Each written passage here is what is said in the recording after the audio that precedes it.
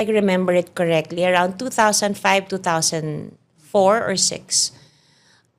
Nung nagkaroon ako ng demanda, ng case against BIR, unang kaso buong buhay ko, and then yung buong proseso na pagdaanan ko mula sa pagpapiano, sa mugshots, lahat ng cameras nakatutok sa'yo. And I had to make a conscious decision and effort na mag-news blackout. At that time, me and Ryan were already dating. So, when I was with Ryan at that time, so natutulog ako sa kwarto niya, si Ryan natutulog sa kwarto ng parents niya.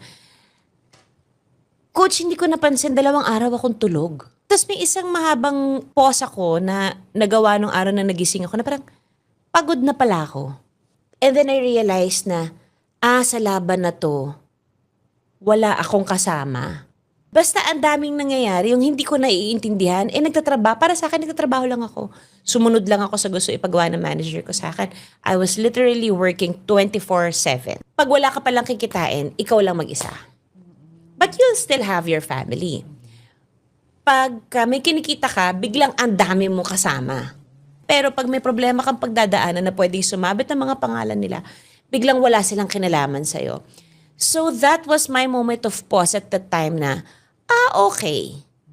It's time that I take control of my decisions, my life, my worth, what I want to do, what projects I want to take, how I will reinvent myself. Nice. Tulog na yon na mahaba, na sinabi mong nagulat ka rin.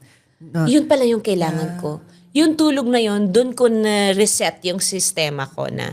And dun kasi yung pag-sink in ng realizations na, one, okay, yun nga, laban ko lang to.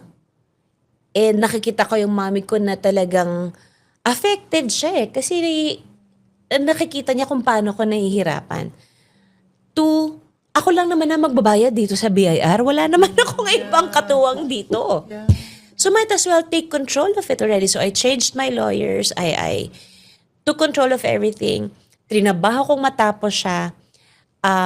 Buntis na buntis ako. Nag-testify ako. Pero hinayaan ko lang siya na parang I know isa sa mga mottos ko in life, lahat ng may sinimulan may katapusan. I know I needed it to happen. I know it had to happen because I had to know ano yung accounts ko, magkano ba talaga yung kinikita ko. Because So at that I didn't time, know. hindi. Wala akong alam. Wow. Wala akong alam kung magkano talaga yung bayad sa akin. I don't know how much my contract is. Nagtiwala na ako. May ganun ako eh. Yung ang hindi ko alam, hindi ko pakikialaman. Mali pala. Dapat pala, pag hindi ko alam, alamin ko. Para pwede ako makialam. Kasi career ko to, buhay ko to. Puso at utak ko ito. If that didn't happen, I will never find my worth. I will never learn how to stand up for myself and have a voice.